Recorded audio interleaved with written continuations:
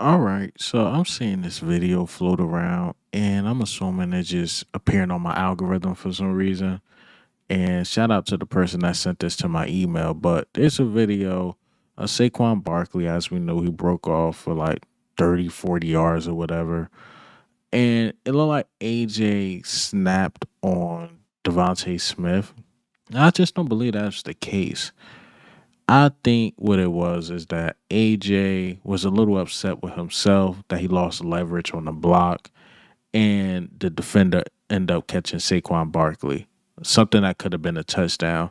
Because even during the post game, he's like, man, you were supposed to have four of them things. Like, he knew, like, man, if I just got to that defender faster, or if the defender didn't break off that block, Saquon would have got a touchdown. So I think he probably just went up to Smitty like, man, that was on me, man. I wish I would have got that guy. He was amped up in the moment, and you could see Smitty's probably like, ah, man, it is what it is.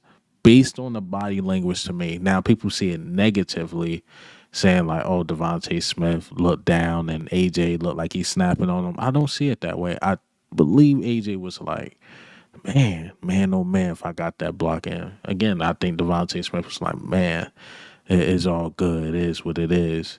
Even though that drive ended in no points, I can't believe that. But look, stop trying to make something out of nothing. I don't think there was nothing there at all. These guys are happy they won the game, but I wanted to talk about it because it's getting that buzz. It's definitely getting that buzz. So I don't think it's nothing to it, man. But I hope you guys enjoy this video. This is Eagle Owl, and today I'll be talking about Nakobe Dean. He is violent. Also, Mekhi Becton was just dominant. But not only Mekhi Becton, Cam Jurgens too. And lastly, Quinyon Mitchell was elite. But let's get straight into it. All right, man. If you've been watching me for a while, I usually through the week try to break down, little things that I couldn't talk about in basically my recap video. But I didn't really talk about Quinyon too much, or Mekhi Becton, or Nakobe Dean. So I want to break these specific guys down, show what they done in the game, and I'll post some clips. I have the professionals talk about it, the ones that study the film better than me. I can admit, yes, there are people that are better than me in studying film. So we'll go over that. But before we go over that stuff, do I owe Jalen Hurts an apology? Do y'all think I was too harsh? I mean, I was quote unquote Monday quarterbacking it, man. I just watched the game. I seen four potential picks. But then when you go back and look, maybe you can see what he was trying to do with AJ Brown. But it's just in that situation. Come on, man. You guys know you don't throw the ball across your body. Now I get it. If he threw it just a tad bit earlier, literally a tad bit earlier, maybe it's a touchdown. And Jair Alexander made a great play. But even the plays before that, I mean, it was almost a pick six when he tried to give it to Jahad Dotson. And that sequence was just a tad bit sloppy. But I mean, I don't think I was too hard. I was speaking as a passionate fan. I love Jalen Hurts. Now, people in my comments saying, oh, we should trade him, this and that.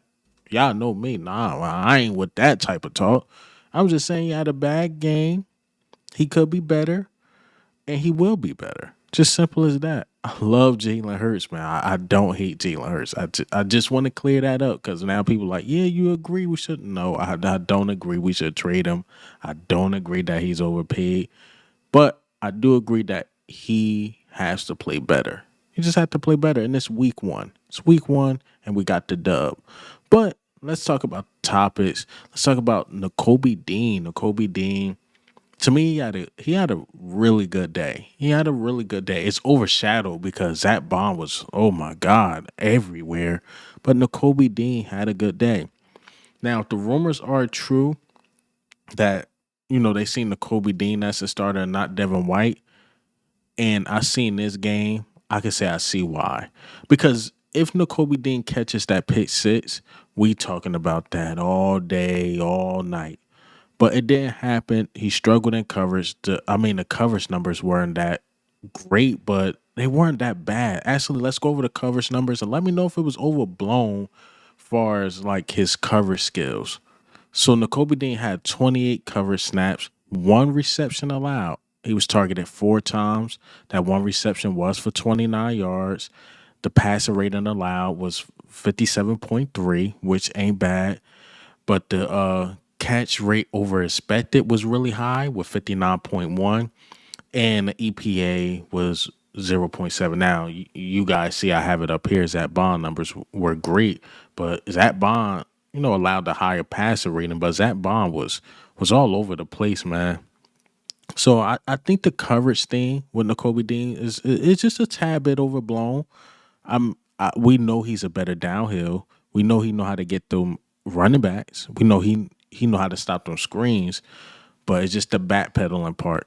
He has potential to be great. He really do.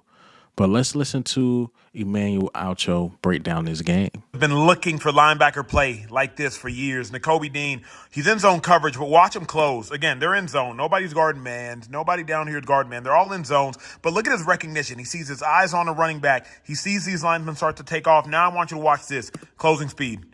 Closing speed. Bam. Chest to chest. Look at that tackle. Chest to chest. Boom. To the ground. Violent at the point of attack. Running it back for you.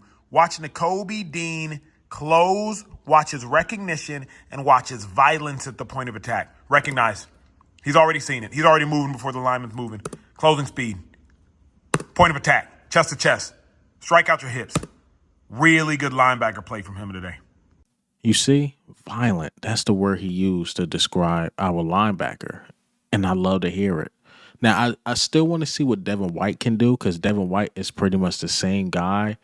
More downhill, not the best in coverage, but we know we got Zach Bond. That'd be our coverage linebacker. I mean, Zach Bond, man, that Van Ginkel literally 2.0. I can't believe the Saints possibly had a gym like this and just used him as some random guy. It's insane. But Vic Fangio seen it. Vic Fangio said, that's our Van Ginkel. And, man, I don't want to make this segment about Zach Bond because this is supposed to be about Nakobe Dean. But man, Zach Bond is a baller. But Nakobe Dean, man, I got a lot of faith in him. I definitely do.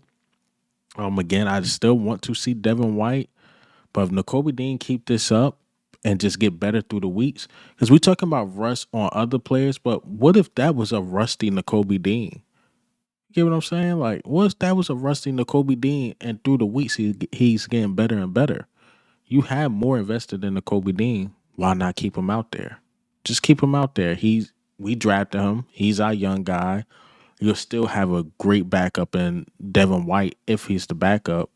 But again, at some point, I look at Nakobe Dean how a lot of us are looking at Quinyon Mitchell and Cooper DeJean, all these young guys we got. Hopefully, when Sidney Brown come back, he can get a little bit of playing time. I look at Nakobe Dean the same way.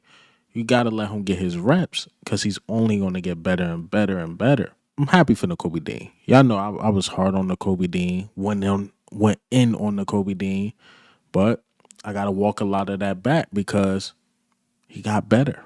He simply got better. So shout out to Nakobe Dean, man. And I want to talk about a guy I've been praising since he got here. And a lot of you guys attacked me. Mekhi Becton, man. Mekhi Becton is the real deal. I seen a bunch of zeros on the stat line for him. A bunch of zeros, and that is really good for a guard. 0 sacks allowed, 0 pressures, 0, 0, 0. And Kenny Clark ain't no scrub. That's a 3-time Pro Bowler or All-Pro? Mekhi Becton, man. Even out in space. That's the only thing I was worried about. Like, is Mekhi Becton too big or a little bit too slow to get out in space? Oh, no, he's not. Oh, no, he is not. I mean, pancake after pancake after pancake. Yo, he was serving them things up like he worked at IHOP. I mean, man, Mekhi Becton is a baller. But let's listen to Baldy break down his game. 2 new starters in this offensive line, Cam Jurgens, Mekhi Becton. Let's just take a look at some of the destruction that they showed last night. Like, you watch that push right there, foot to foot, and here comes Saquon. Man, next thing you know, he's onto the free safety of McKinney right there. All right, now you watch it. It was Cam and Mekhi it was Mekhi and Cam. You watch this push by Jurgens here on Becton. Like, look at that. Like, they just threw him out of the club. No wonder why Saquon walked into the end zone for another touchdown. But this was a good combination. You watch this now, and this is good stuff going forward. Like, you got to keep the line of scrimmage clean. Like this run in the, what was this, late third quarter? You watch Lane, Mekhi, watch them keep the line of scrimmage clean. Calcaterra right there, keeping all the gold helmets from behind the line of scrimmage. And Saquon just bent this thing. Poof, bam, he was in the alley fast. One block away from taking it to the house. And then, oh yeah, was there going to be the tush push? Would the Philly special, would that live on? Oh yeah, it lived on. Why wouldn't it? You still got a quarterback that can deadlift 650 pounds. Look, they can jump over the top. It's still a first down push. And then you just get this right here. Like, you watch this slide protection right here, all right, on this throw to Goddard. Like, if you freeze this right this is called the cradle of love. It can't get any better for any quarterback in this league. That's a perfect pocket. Just call it the cradle of love. And then Goddard does his thing. Good debut for Cam Jurgens and Mekhi Becton. You see? And Baldy even included Cam Jurgens, who Cam Jurgens is taking a lot of heat because of the bad snaps. But I'm like, Cam Jurgens still look like that guard out in space when it's time to block. He got it. Now, him and Jalen Hurts, I'm still on that type of time. They take their butts to the link and get them snaps together, they'll be fine. But Mekhi Becton, I mean, that's Pro Bowl type player. Now, if you talk to a real Jets fan, a real one, because even when he left and went to the Philadelphia Eagles, this was what being said about him is that, and I think I heard this from Thomas Mott too, he has the potential of being like a all-pro, but he just never reached it because of the injuries, then the New York system. Then he's blocking for Zach Wilson, a losing organization. He gets sluggish sometimes, but he's on a winning organization. He's with the best offensive line coach ever. Who's going to get that up out of him? I mean, that's why I kept saying to y'all, I'm like, I like Steen. And a lot of people think I was hating Steen. But I'm like, Steen is not big ticket. I'm like, go back and watch him in college. Go back and watch his first year. He has the potential of being that guy. It's just that he's playing in New York. Trust me, I lived in North Jersey my whole childhood. And the Jets always been a show. They always been bad. Nobody ever wants to play with them. Ever. And I'm like, if Jeff Stoutland sees something in him, he got it.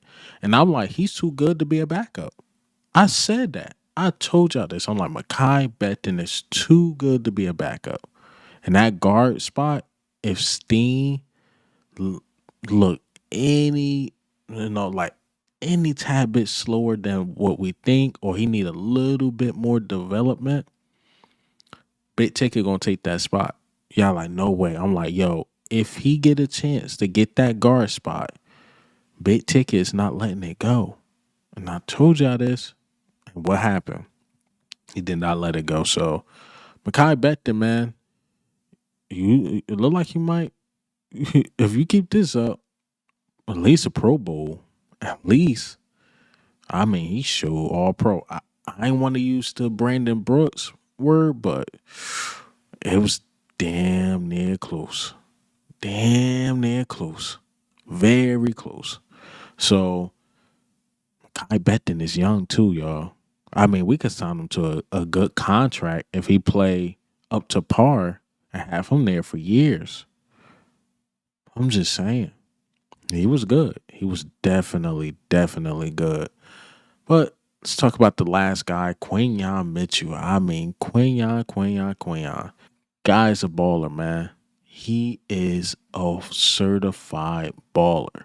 But let's listen to what Fran Duffy had to say about Quinyon Mitchell. I could not take my eyes off of in the Eagles' win over Green Bay was rookie first-round pick Quinyon Mitchell. This is the first third down of the game, first third down of his career. He's attacked vertically by one of the most dangerous height, weight, speed receivers in football, and Christian Watson, and there is no panic to Quinyon Mitchell's game. He's able to impact the receiver, get his eyes back to the football, look, lean, and let the receiver know about it after the fact. This was big time from Quinyon Mitchell, his first real test in the NFL, but it didn't stop there because Green Bay wanted to continue to push that button and test him over and over again. Here, you're going to get a little stutter before the crossing route in the red zone. He plasters that route, takes away the throw from quarterback Jordan Love. Again, take a look at the receiver, say, no, you're not getting that from me. Top of the screen, you're going to get another route vertically down the field, this time from the receiver in motion. So they're hoping by sneaking him out there late that he's not going to see it. But Mitchell's got great eye discipline. He takes away the throw from Jordan Love, forces the check down. That's nearly picked off underneath. Again, Mitchell at the top of the screen. We're going to try and run the vertical route at you and then come at you underneath with the corner out. No, we're not having that. He breaks on the throw. This was one of my favorites. He lets Rashawn Gary know about it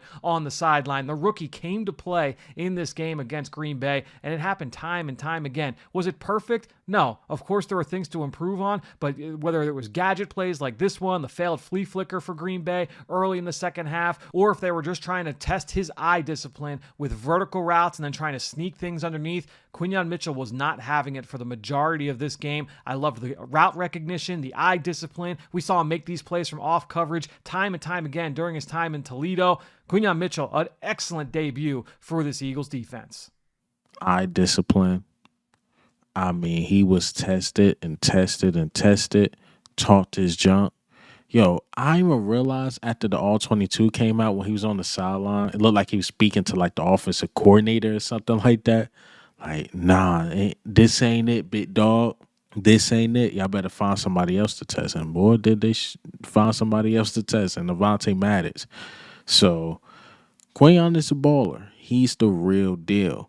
Now, there's going to be topics that come up like, should we keep him on the outside when Isaiah Rodgers come back? And I don't know. I simply don't know. But what I do know far as with the notes I was getting, base formation, 4-3-3-4, two cornerbacks out there. They went with Quinyon and they went with Bit Play Slay. And shout out to Bit Play Slay. Only targeted like twice. They did not target Bit Play Slay at all. But yeah, base formation, it was just those two. But you know, the dime formation where you got an extra cornerback on the field, which it looked like we ran a lot. It was Avonte Maddox was on the field a lot. Isaiah Rodgers is going to get his playing time. So that really doesn't matter, but we do need somebody in the slot that could hold it down because the Green Bay Packers slot receiver was killing us. Well, whoever was on Avonte Maddox was killing us. Whereas though we can make that a strength if you got Quinyon there, or even if we decide to slide Isaiah Rodgers there, you still got a strength right there. So it's going to be hard for quarterbacks to get their stuff off on us. So yeah, man, Quinyon is the real deal. He's definitely the real deal, and that's all I got for you guys today. I talked about Jalen Hurts a little bit. Quinyon Mitchell, Big Ticket, even Cam Jurgens, Nakobe Dean. Oh, yeah, before I wrap this up,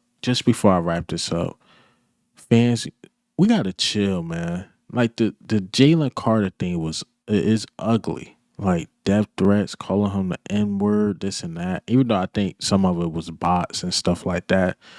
But still, man, it's not right, man. The hit on Jordan Love, that was just strictly a football play. And it's not right like he's getting death threats and stuff like that. That's not cool. It's not cool at all. So, Jalen Carter, just ignore it or try your best to ignore it because at the end of the day, y'all are human.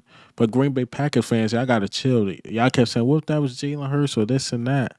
Yeah, I would have been upset that he got hurt, but that was a football play. That was not dirty at all. He ain't twist them and this and that because even when Jordan Love twists, he was trying to make a play and, flick it or whatever he was trying to do. That was on Jordan Love trying to make a play. But Jalen Carter, that was not dirty at all. Far from it. But good thing for Jordan Love. Might miss 4 to 6 weeks. I'm hearing 3 to 6 weeks. Some people even think he'll come back in 2 weeks. So, it's a small setback for Green Bay. Green Bay will be fine. He will get healthy, and he will pick up his steam again. Lucky it wasn't no torn ACL or ruptured Achilles or anything like that. So he'll be fine. But this is Eagle Al, man. I'm